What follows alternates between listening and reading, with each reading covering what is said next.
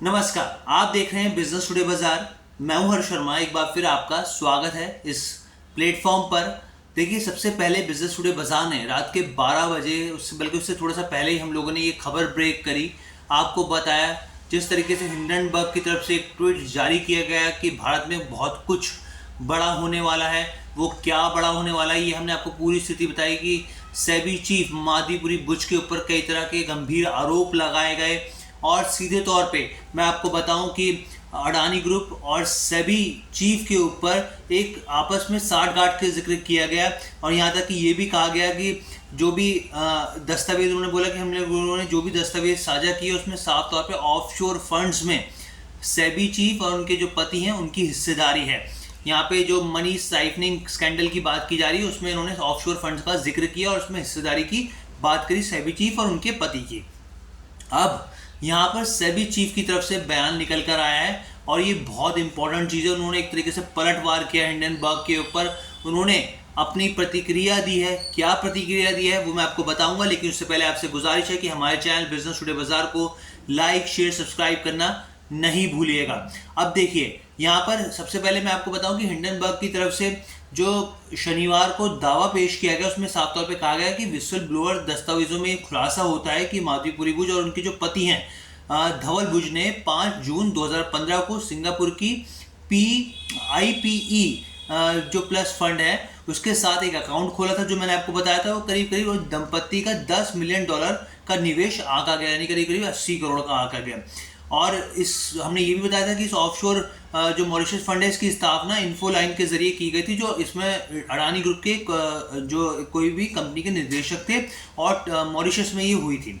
अब यहाँ पर माधुपुरी बुच ने इन आरोपों को सिरे से खारिज कर दिया। उन्होंने ये क्या कहा है, उन्होंने साफ तौर पे कहा है कि उनके पति धवल बुच, मैं आपको एक बार पढ़ के बताता हूँ पूरी चीज़। उन्होंने कहा है कि 10 अगस्त को आई हिंडनबर्ग रिपोर्ट में लगाए गए आरोप पूरी तरीके से बेसलेस हैं, आधारहीन है। इनमें किसी भी तरह की कोई सच्चाई नहीं है। हमारा जीवन और फाइनेंस जो है वो खुली किताब की तरह है। यहाँ पर हमें जो भी खुलासे करने की ज़रूरत थी वो हमने जानकारियाँ बीते साल में सेबी को दी गई हैं और वो जानकारी हमने खुलासा किया है। इसके अलावा भी माधुपुरी बुच ने कई इंपॉर्टेंट चीज़ें कही हैं जो आपको ज़रूर जानना चाहिए। उन्होंने कहा कि हमें किसी भी फाइनेंशियल डॉक्यूमेंट का खुलासा करने में कोई हिचकिचाहट नहीं है जिसमें वो दस्तावेज भी शामिल हैं जो उस अवधि से संबंधित है, यानी कि उस दौरान संबंधित हैं जब हम पूरी तरह से आम नागरिक थे। और उन्होंने ये भी कहा कि इन्हें कोई भी अधिकारी मांग सकता है, जब चाहे कोई भी जिसको ज़रूरत है हम लोग शेयर कर देंगे डॉक्यूमेंट्स।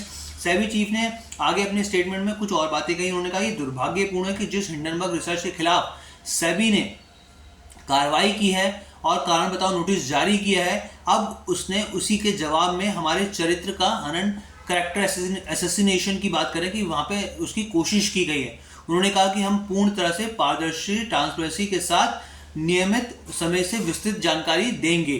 तो यहाँ पे साफ तौर पे माधुपुरी का कहना है कि हम जो भी जानकारी मांगी जाएगी हम लोग बिल्कुल साझा करेंगे। हमारा कैरेक्टर असैसिनेशन की कोशिश की जा रही है क्योंकि हमने हिंडनबर्ग के ऊपर आरोप लगाया, उनको कारण बताओ नोटिस जारी किया गया और उनके ऊपर कई तरीके के एलिगेशन लगा। और साथ में हम लोगों ने ये भी कहा कि आपके जो भी आपने प्रूफ दिए हैं वो काफ़ी हद तक बेसलेस है।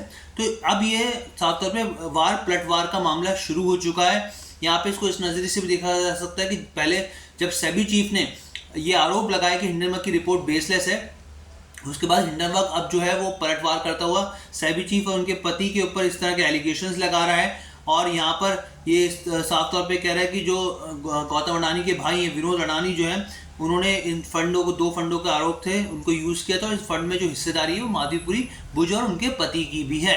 तो ये ओवरऑल वीडियो थी आपको बताने के लिए। कैसी लगी आपको ये वीडियो कमेंट करके ज़रूर बताइएगा। बिजनेस टुडे बाजार के साथ जुड़ने के लिए धन्यवाद।